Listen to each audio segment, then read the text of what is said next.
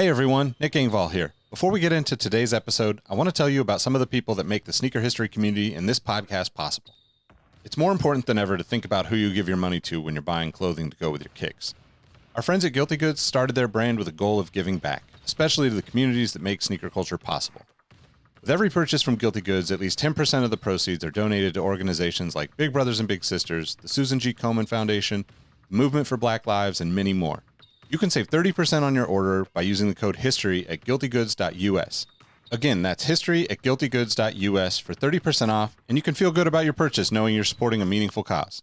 Sneakers are all about presentation, and if you're like me, displaying your kicks at home or in the office is just as important as when they're on your feet. Sneaker Throne makes sneaker display cases featuring customizable LED lights, drop-side cases to showcase the entire side of the shoe, not just the heel or the toe, the whole shoe. They've also got display cases for trading card collectors and hat collectors. To me, it's the perfect way to display your collection. You can save at least 10% on your Sneaker Throne order by using the code HISTORY at sneakerthrone.com. That's history at sneakerthrone.com. If you're a Patreon supporter or a member of our Discord community, you already know about Kicks with V hot sauce and his small batch, locally sourced hot sauce. V has been one of the biggest supporters of sneaker history and the podcast since the early days. He's currently the defending champion in our community trivia nights competition. Kicks with V hot sauce has been a huge hit with the community. You can save 10% on your order by using the code SneakerHistory10 at kickswithvhots.com. That's SneakerHistory10 at kickswithvhots.com. Now, you're probably here because you like sneakers, and if you join the Discord, you know our community is about so much more than that. Whether it's the marathon-like community calls, trivia night debates, the in-person meetups, or just sharing our favorite experiences, we found that although we have such different backgrounds, we all have some unexpected shared passions. Not only does the entire community look out for each other when it comes to releases, we're like a support group for life in general. You can join the Discord community for free by heading to the show notes of this episode. After you're done listening to this episode, tell someone you like their kicks today. You never know how far a simple compliment can take you, and we all know how good it feels to have someone show their appreciation.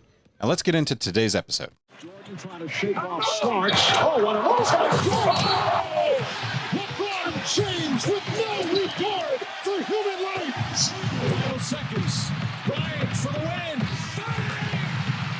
Iverson against Gill, the crowd on its feet. Allen for the win. Welcome to the Sneaker History Podcast. Hi there, everybody. Welcome to another episode of the Sneaker History Podcast. We have a fantastic interview episode here for everybody.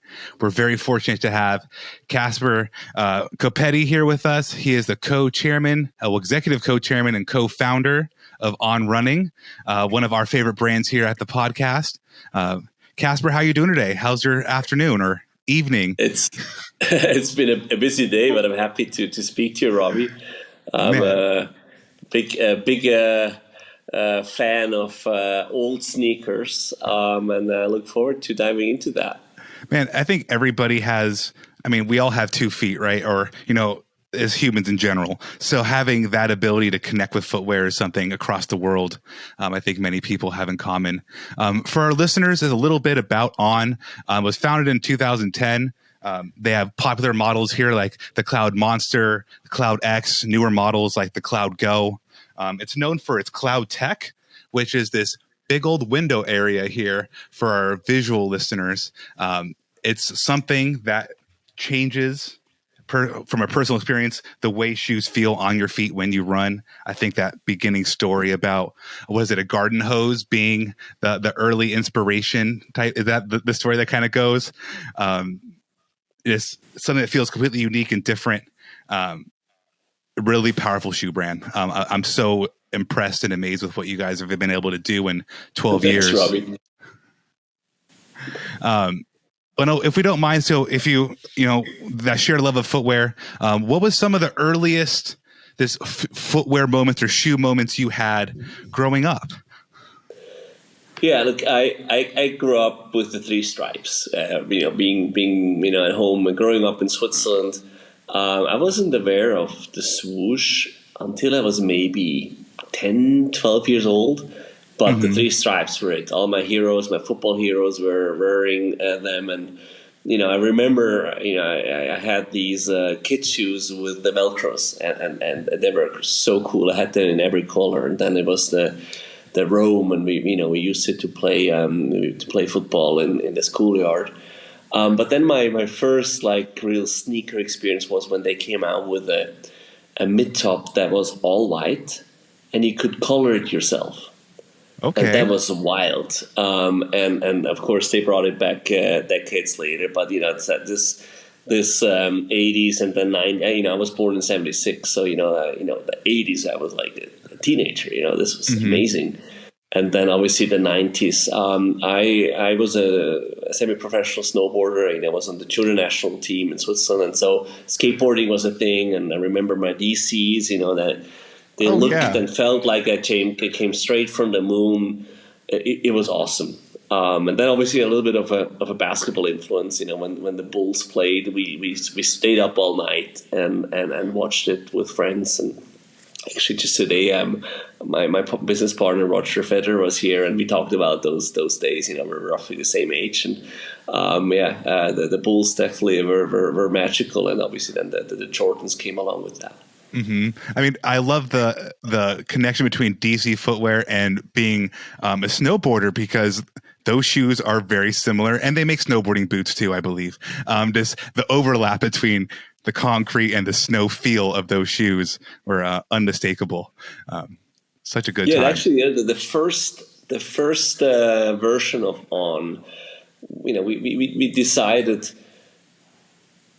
When we were about, we had the technology, we wanted to build a brand, we had a name, we needed a shoe designer, and we actually did a little bit of a beauty contest, and we engaged two people that had already done a sneaker or a running shoe, and then a friend of mine who's also a good snowboarder approached me and said, "Look, hey, can I be part of this?" And I said, "Well, what, it's difficult. Have you ever done a shoe?" And he's like, "No, but every designer wants to do a chair, a car, and a shoe. And I've already done the chair. I'll probably never do a car. This is my chance to do a shoe." And what he did is, all the others, they did like your conventional, running silhouette and, with white base with some applications on the side. And he came up with something very, very different. And it actually had a little bit of a look like a DC. And so I was like, "Wow, this is kind of cool." And we went with him, and 12 years later, he's our chief design officer. The design team has grown to like 40 people. He has made a name and a career for himself with On. So it turned out well for everybody. But definitely to change the way running shoes look, that was a big part of, and I think it definitely it was inspired also by those influences in the past. That's so funny. Do you ever joke with him about going and designing the car now? He's done the chair, he has the shoe. Where's the car?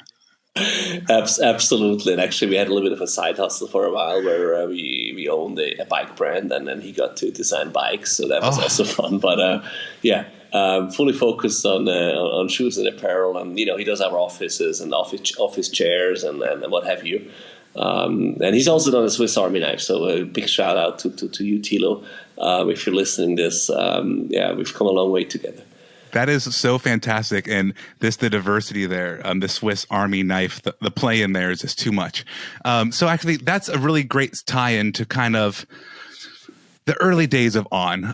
It sounds like you've never been quite afraid to try something different if you're taking a chance on a designer who's done chairs, and now he's 12 years in with your senior footwear design. So doesn't sound like you were afraid to take very many risks early on. Is that one of the first lessons you learned, to not be afraid of risk? Or what are some of the early things you learned as you co-founded this brand?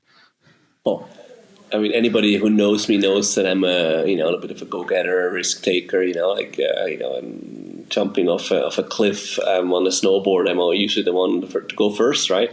But in this case, it was different, and I actually starting On scared the shit out of us. Is this a podcast we can swear on? You can definitely swear. I've been trying to bite my own tongue, so that's okay. I'm going to try not to do too much of it, but no, we were very afraid, and so what you see as risk, we saw as opportunity. We knew that we came onto the market with something that already existed. We wouldn't stand a chance, and we were told many times over, look, you're not going to stand a chance against the Asics and Nikes of this world, right? So we felt we needed to go different. We needed to be different, look different, act different, think different. And that's why, we were emboldened by this technology that my co-founder Olivier co-developed that absorbs shock in a very different way. He quickly mentioned. But basically, we don't only absorb shock horizontally, vertically like everybody else, but when running, you're moving forward. So these elements actually fold back and you're able to glide into your step. But then, similar to playing tennis on a clay court, you're able to slide in, but then once you push off, you don't want to slide back. And so basically, we own a patent on mimicking that movement as you would be sliding on sand or a similar surface. So long story short, we had the technology, and it looks very different, still does to this day. And we felt to bring it to market, we needed to also have a different visual. And at the time, all running shoes were silver or white base with some sort of ornament on the side. I actually still have a photograph of like your running shoe wall. And I remember we went into a store, this must have been in 2010 or so, and just put our shoe on the wall. The store wasn't even carrying it. And it just stood out, and they were immediately like, we need these. So the risk taking or being different, we see this as really a point of differentiation, and it has helped our thinking. And so more and more, we got emboldened and realized that when we did things differently, it resonated with consumers, and we were being successful. Whenever we tried to go the safe route, maybe on color or distribution or storytelling or hires, it usually didn't really work out. And so this, we call it now the explorer spirit. It's probably the most important value here at On. Man, there really is a homogenization of footwear in many ways. So if you were to try to flow into that, you would just be lost in the waves, right? Let's just keep water metaphors here going. But to have a standout, that's the first thing I noticed about On myself. I mean, the cloud tech is it's jarring. It's hard to miss on somebody's feet. As I travel around the country now, I've been in New York recently, I've been in Chicago recently, in Las Vegas. These shoes are everywhere. And I mean, I've personally never liked the silver white highly technical look I haven't worn a pair of Asics since I was a college athlete, which is now when On was founded, just about. So it's been a while. That look doesn't draw to me. And some brands have too much of a drop from like the heel to the forefoot to where it feels like it's propelling you too much. So to have that patented tech to help push you forward, but not overly, I feel like I'm being drawn forward, like pulled forward sometime. I don't like that sensation. These give you that great feeling, but also visually stands out. So being in your own lane has led to so much success for you guys, and that's amazing. Do you ever get approached when people ask you what are these? Well, what's funny is Olivia, who works at On, I approached her and I was like, what are these? Because I was wearing Nikes at the time, and she successfully got me on the On train. I get asked frequently, the logo, some people don't understand it's an ON. So that's the first question, especially with the Monster, having this enlarged logo on the side. What is that logo? What are those? And then the logo typically starts a conversation. And that's the funny bit. Most people get approached. What are these? These look cool. These look different. People will say, well, these are actually super comfortable, right? And so it has the visual entry point, but then it has the feel.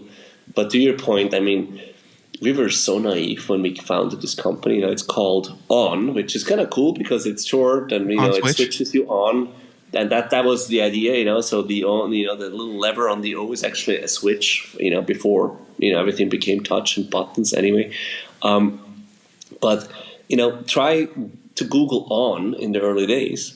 And On is probably one of the most used common words in the English language. Obviously we're German speaking, so for us On is special, but for you it doesn't mean anything, right? Mm-hmm. And as you said, many people cannot read the logo.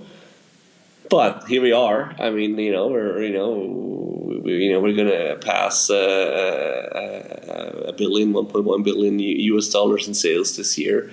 12 years in the making. A huge following.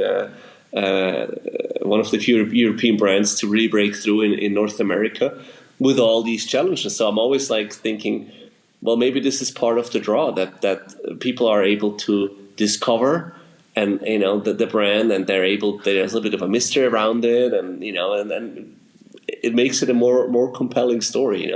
If everything was perfect, I'd be worried. Well, it's really this talking pieces from the tooling to the logo. I'm sure you were told at some point to change the logo, or it was recommended that you should switch it, and to not do that. I mean, I'm not saying we're quite at Rolex, but eventually that logo is going to become so synonymous, no one's going to even think about the switch being, this. You made the right choice. Sticking to your guns, so to speak, is a good move. Yeah, and then what's also helping is, we have cloud tech. That's what the technology is called, and all the shoes are cloud something. You're wearing the cloud monsters. So cloud actually came from a consumer, and it was an early a test person. Before we actually decided to produce the first 10,000 pairs, we had a couple samples, maybe 200 or so, and we went to a local race here in Zurich, Switzerland, and put them on about 200 people's feet. And one of them was this German lady, and she came back. We had a really cool, test track. He went up and over a bridge, and he could run back down. And she came back, her eyes wide open. She was like, "Oh my God, these feel like running on clouds." And we're like, "Oh wow, this is it. This is cool. The swoosh has air. We have clouds." And at the time running, and you were a runner, right? If I remember correctly. Yeah. Running is hard. Running, racing flats have like no cushioning, and all runners got injured all the time. And now here we were with like floating on clouds, and clouds is kind of cool. And now if you just put in on shoes, like cloud comes up, and for many people, cloud is actually just as strong as on, if not stronger. And they would be like, "Hey, yeah, I have the cloud shoes." Or when I speak to consumers in the US, they're all talking about the on clouds. Well, the boxes have clouds on them too. Like the way you package everything. It's the territory, think about, how, air and the swoosh were synonymous for quite a long time. So that's actually helped us. And so, we wouldn't have it any other way. That's it's inspiring in the fact that like you have to be able to listen to other people and not listen to other people at the same time. Right. I always say that, your daughter versus your best friend's going to have two different perspectives on the same topic. So staying true is something that's really, that's worked out. But what's something, it doesn't have to be too in depth, but what's something that maybe didn't work out so well on the early that you've, either grown from or the brand's grown from, but what's like an early lesson? They're like, okay, that was maybe not the best success. Let's try something different. Yeah.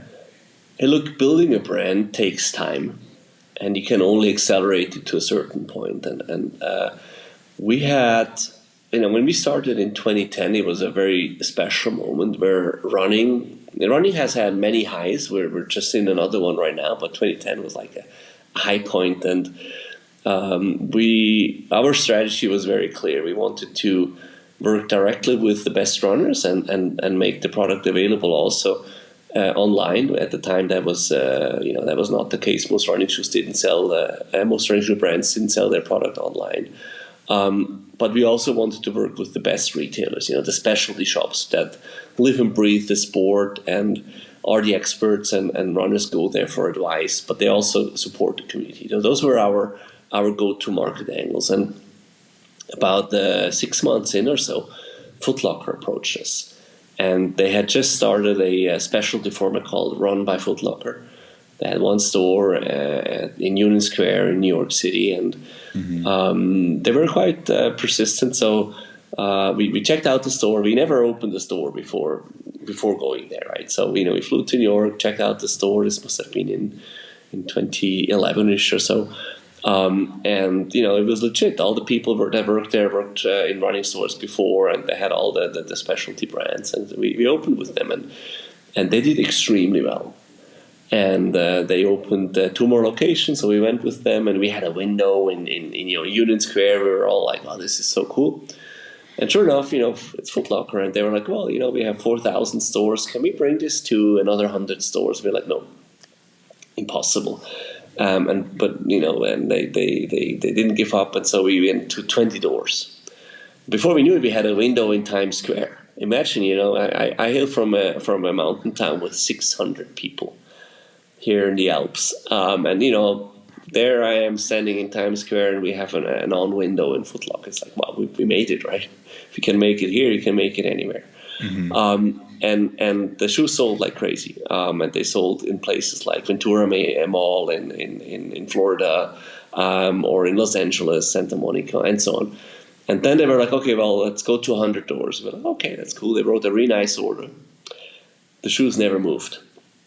So, Chicago, Houston, all these towns, it's maybe a little bit different now, but 10 years ago, they just were not ready for a European brand that looked completely different that nobody had ever heard of, right? Mm-hmm. And so that was a learning for us, and luckily they were very, very good partners, and we agreed on a very slow sell down, and that could have broken the brand right there and then. So not to stretch the brand too quickly has been a huge learning, and we drive our partners crazy. In the sneaker space, we now have emerging relationships with the likes of a JD or Snipes. We're back at Foot Locker, but we're going so slowly, and only with their top 5 locations, 10 locations. And doing it in the right way. Mm-hmm. And that's a big learning from the early days. I mean, just to go from the Times Square window, I was in New York recently, and I visited the On flagship store that was recently opened there. And that's an experience. So I think to recover and have that pivot from that Foot Locker feeling, and to not, rest on your laurels at that point, ultimately not ended up panning out quite the same way, but for it to still come full circle and still have that window in New York, it's still very awesome. Fantastic still store. A nice memory. It is, man. From a town of 600 to you'll walk by 600 people in Times Square in 5 minutes. Such a change. It still freaks me out, by the way, Robbie. I bet. That's a lot of America at one time, right? Just Times Square is just a lot going on. So you've been to America a few times. Before we started recording, I believe you said you were a foreign exchange student in Wisconsin in high school. So you've seen Americans in their shoes, especially with the feedback from the LA market versus like the Houston market and how different that can be. What kind of overlap do you see between your performance consumers and the quote unquote more sneakerhead consumers, the shoes you're carrying in like Bergdorf Goodman and Kith and places like that? Do you see any overlap between those type of consumers, like highly technical? Yeah, absolutely. We're at the very interesting moment right now in sneaker culture where performance drives fashion. Mm-hmm.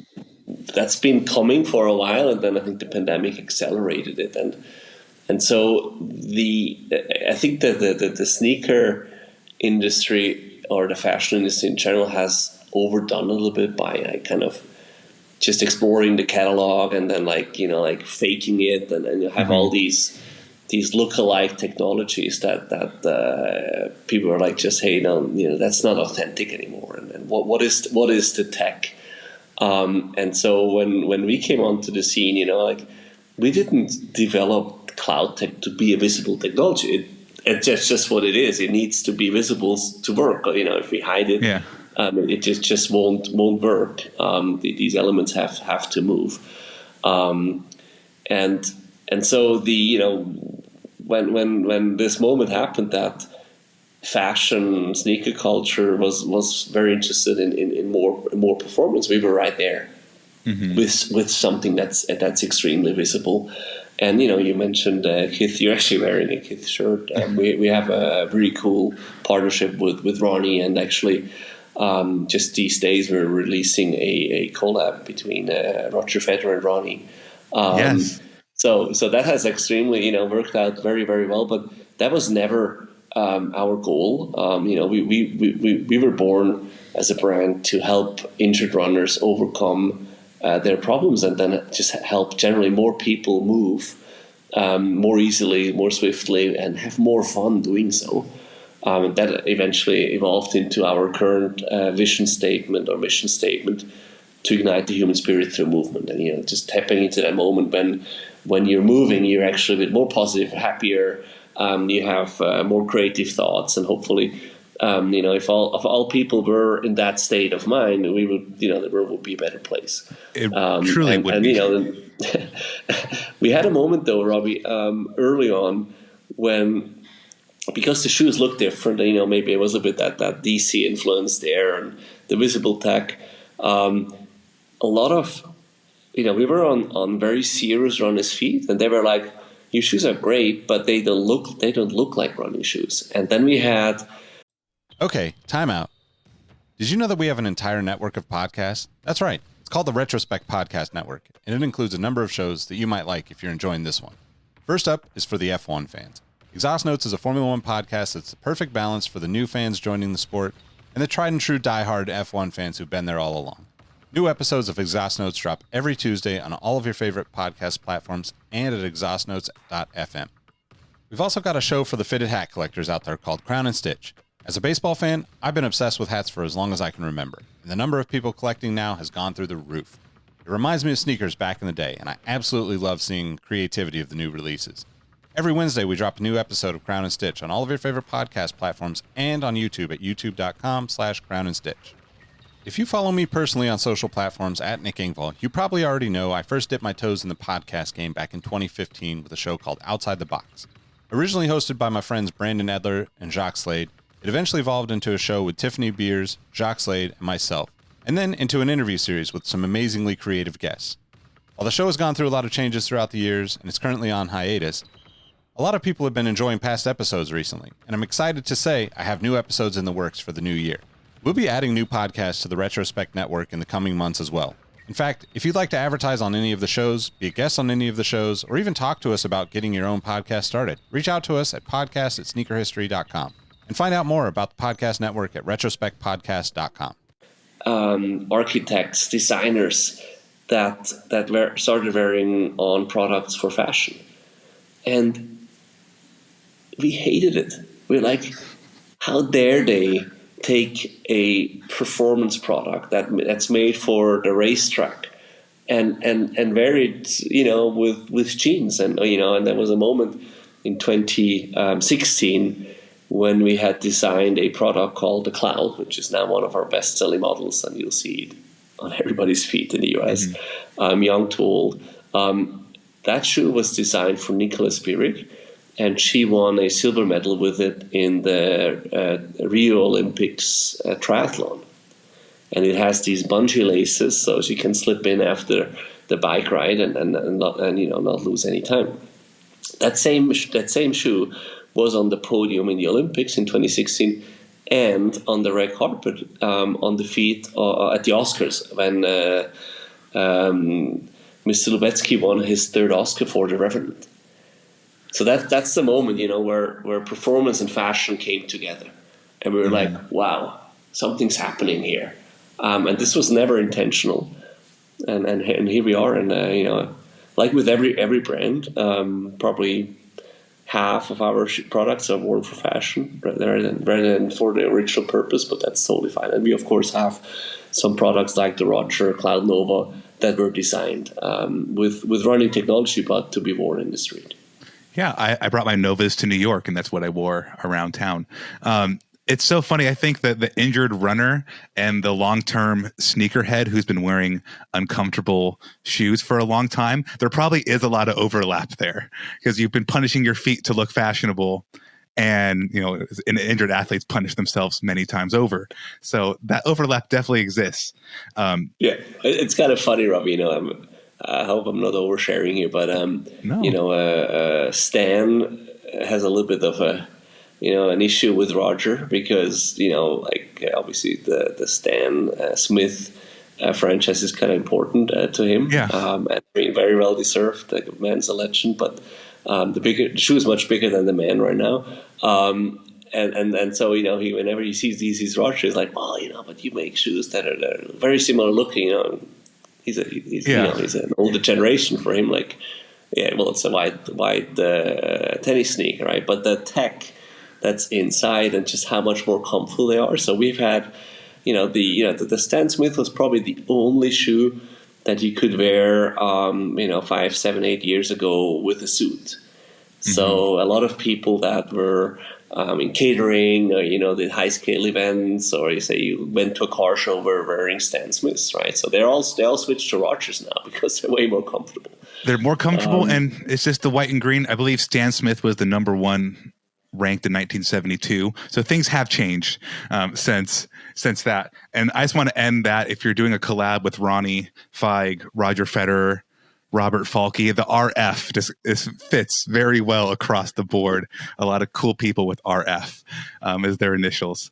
So with the fashion, the technology aspects, those are two very important parts of On. But I think what On's really been focusing in a positive way, a lot of energy towards is your sustainability and how On affects the world that has to have these shoes on it, right? So this conversation was kind of brought about by a new initiative you guys are going through right now. It's called the Clean Cloud.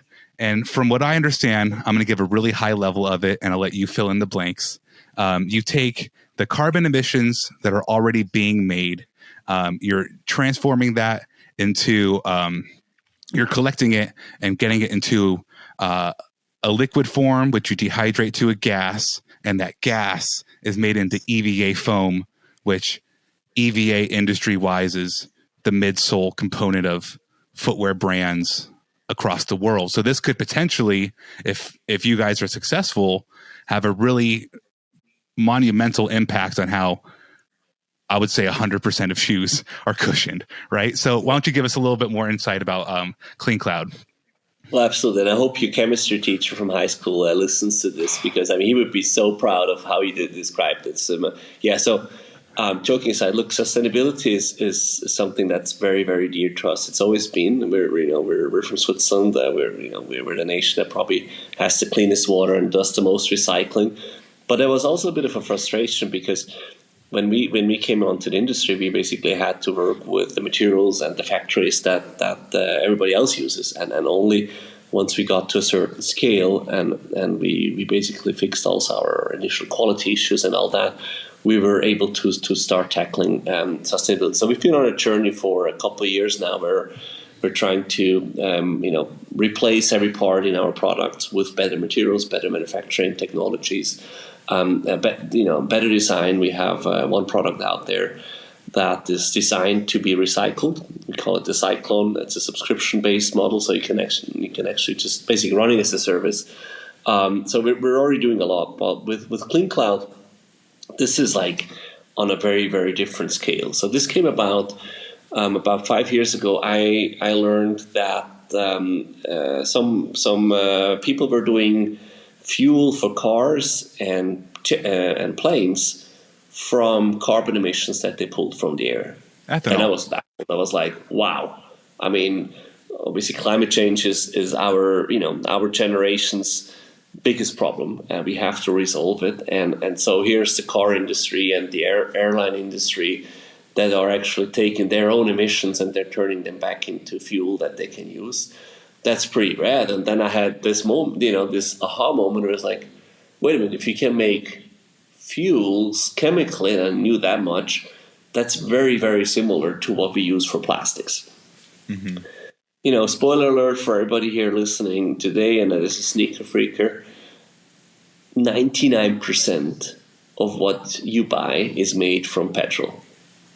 It's a very dirty industry if you look at it. Not just getting the oil out of the ground, but then the whole process all the way to a final product, and then putting it into a landfill or burning it is not very clean either. So how do we change that? And so the dream was born. How can we make a shoe out of captured carbon? And so we went to some universities and pretty soon, like people were like, yeah, that's theoretically possible. Nobody has done it, and they're very similar, very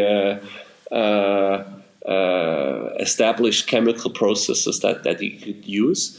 But once that was established, we realized there was no lab that could do it. There were no reactors that could do it.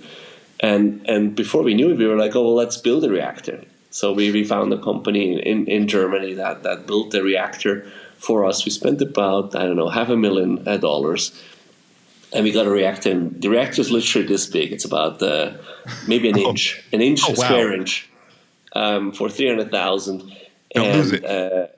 And we used some captured carbon from the air to run it through the reactor. It took us about 3 months, and we had literally like 5 drops of the material that we needed. We're like, well, this is not going to be scalable. So we went back to the lab, and we went back to more universities, and finally we found a process that works. And so what we're actually doing now, to make it very tangible, rather than pulling CO2 from the air, which is only at about a 4% concentration, we go to a chimney of a steel factory. And as many of you will know, steel factories and cement factories are some of the biggest emitter, obviously along with airplanes and so on.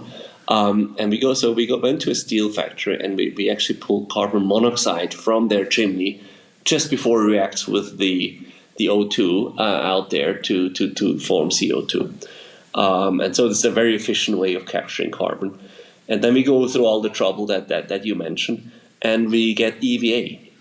And EVA is not just used for midsoles, but it's actually used in every car, in every airplane, in every mattress that you have in your home, in packaging. So this is a huge market. And so with showing that we can actually turn it into a shoe, an outsole for a shoe, and now investing with others in scaling this technology to potentially millions of tons of this material. We want to make this material available for all industries, not just the footwear industry. Mm-hmm. And if we manage to do that, the cost will come down, and everybody that is in climate research has agreed that we're not going to reach our warming targets, curb warming at 1.5 or 2 degrees Celsius, but we will actually have to remove CO2 that's already in the atmosphere to do that. And what are they going to do with it? And we say, why not make shoes, and why not make cars and airplanes? And this is the first step. That is, not to get into an entire climate change episode, but what a lot of conventional thinking is, let's make a new means to fix the problem. And what I like about the Clean Cloud is steel and concrete they're already polluting now. Those things are already happening as we speak. So how can we, like you said, curb those from hitting and getting into the atmosphere instead of trying to reinvent a new wheel to fix a problem? You're fixing a broken wheel, or you're helping to fix a broken wheel. And I think that's where, not only in a footwear space, but so many companies have, statements, and they have initiatives, and they have these things, but they can change packaging, all these smaller details. But when you're capturing an actual polluter and doing something positive with it, that's something I truly have not heard of, not just in a footwear space, but in a business space in a long time. That's really, really cool. And you're going to start using it when you can, across as many on shoes as you can. It's not just going to be one specialized model idea. Exactly. And this is where it becomes interesting. First of all, the foam that we made out of the captured carbon is actually a high performance foam, and it's already as good, if not better, than what we use in most of our product. And so the compound is ready to go into millions of amperes, right? The problem is that we need to build the factories and the pipelines to bring the captured carbon and then the ethanol to the compound maker, and that requires between a couple $100 million to some billion in investment. And we're part of a conglomerate. We're working with an Austrian company called Borealis. They're a leader in both compounds for plastics, but also in sustainability. And then actually an American company called Lancetech that is capturing the carbon. And guess what? These bad guys, the polluters, the steel factories, the cement factories, they are actually part of the solution. They are so happy that someone is interested in their emissions, and they're going out of their way, and they're allowing people, companies like Lancetech in this case, to actually install these filters. And basically, we have access to a free resources. If you think about that, all the waste that we generate is a free resources, and we feel, hey, can we tap into that? And from that, moving beyond climate, we can use landfill to make footwear. We can use, and that's coming very soon as well, for example, post-consumer oil, so frying oils from McDonald's to make footwear. Delicious. And then the next thing is, once we have a pair of Ons that's made of carbon emissions, let's bring that pair back and make another pair out of it, rather than throwing it away. So there's a lot of change coming, and the only way to make it happen is to do it at scale and do it fast. So we're one of the beliefs that we have is we're not just going to make a concept and say, well, this is what potentially the future holds, but we're always going to do it with a view of doing it at scale. And with Cyclone, we now have thousands of subscribers that are running in a plant-based, fully circular shoe that you cannot even buy, but it's a subscription. And everybody told us it's impossible. So we have this moment that we feel almost like back in 2010 when we founded the brand. Everybody tells us, hey, this is not possible, and we do it anyway. And consumers are excited, industry gets excited. We actually get the costs to a level where it's like, well, this is actually feasible. I'll share this with you. The first Clean Cloud shoe that we just finished is a 7-figure dollar amount. It's a very expensive shoe. You add the retail markup of about 8x. That's a $30 million shoe. Mm-hmm. There's probably not that many going to be sold at Foot Locker, but we need to bring this cost curve down by making millions of pairs, and then it's going to be $160. That's so cool. I mean, just the 5-year to kind of get the Clean Cloud in place, and then the Cyclone, that doesn't happen overnight. So it shows that from the beginning, if you're just doing easy math, 2010 to now, you've been thinking to some degree sustainability or environmental impact very, very early on. I bought a pair of shorts. You guys had a sale on the website a couple weeks ago. I bought some new running shorts. The packaging was minimum, very little plastic. The shoes come, not a lot of extra packaging in it. I believe the Cyclone is 50% more environmentally friendly than a typical On shoe, if I remember my research correctly. But just the steps went from smaller to bigger, and now you're at such a big impasse with the Clean Cloud. That's an amazing progression for only 12 years in existence. Wow. Yeah, look, at On, we're now about 1,500 people, and the number one question we got asked over the last, I would say, 4 or 5 years is, okay, what do we do on sustainability? So everybody here shows up, and they're not just here to earn a paycheck, but they want to have an impact. And as the Swiss are very methodical, whatever, it's a hard word. Methodical, Methodical. Thank you. So we've spoken to the researchers, we've collaborated with universities, and then what you realize is that the solutions exist. You just have to find them. But then our role as a brand, that this is not on the consumer or anybody else, this is us as brands, as an industry. We have to scale it. We have to invest to make these technologies ready for the consumer and affordable. that's currently the stage that we're in, and we're running out of time, so we need to do it fast. And when we realized On is a premium product, we're an innovation brand first. We have a consumer that buys On because we're these two things.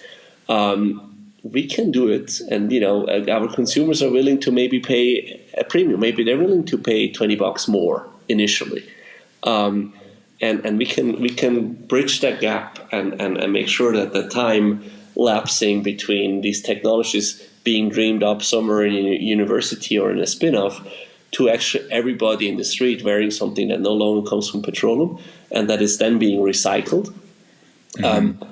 That's our contribution. And, if we're not doing, who else will?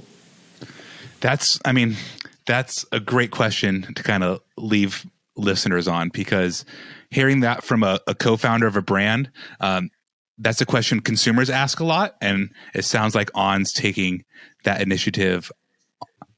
I hate saying this, on directly, right? You're taking it on.